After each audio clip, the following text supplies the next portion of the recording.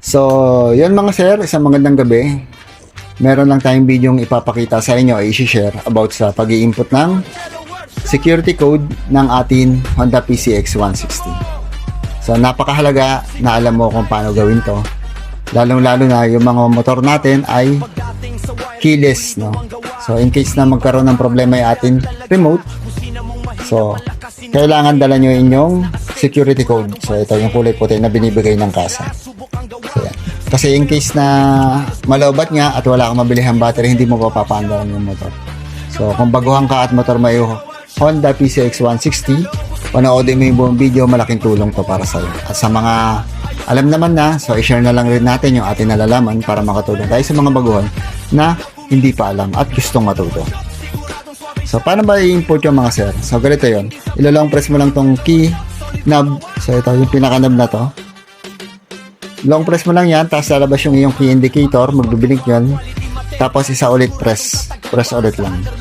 Pag press nyan, i-input mo na yung iyong security code number. So, meron tayong 9 na number sa bawat security code ng ating motor.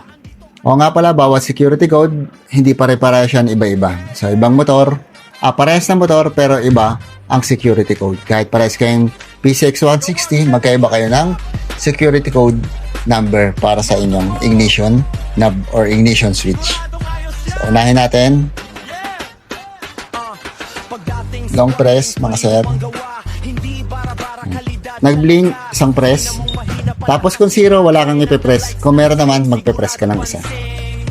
Sa akin kasi 1. So, yan. Tapos magbiblink yan. Mag-i-input ka ulit mga sir. Kung ilan yung number, ganun din yung press mo.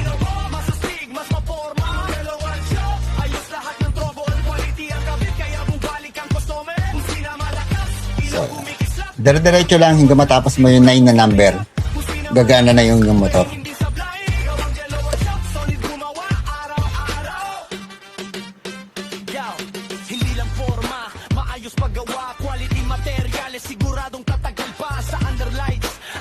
So, medyo matataas lang yung number ng sa akin kaya medyo matagal na.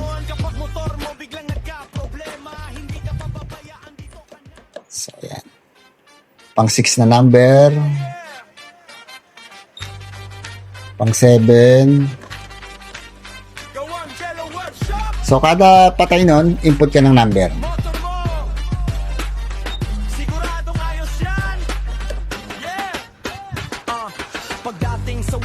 So, last number. So, yan. Na-input na natin 9 number ng ating security code. So, tutunog yan mga sir. So, yan. Pwede mo na ngayon siyang i-on. So, kita nyo, ma-on na siya. So, yan. Makakauwi ka na ngayon. So, yan.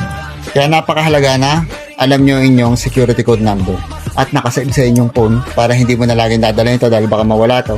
So, mas mahirap, no? So, ganyan ang gagawin mo in case na malobat yung iyong remote. Or minsan naman kasi pag nagmamadali ka or malaglag, so kaya mo pa rin paandarin yung motor.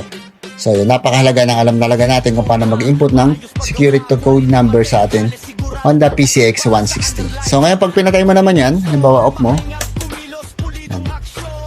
Hindi yan maglalak agad mga sir. Hindi yan maglalak.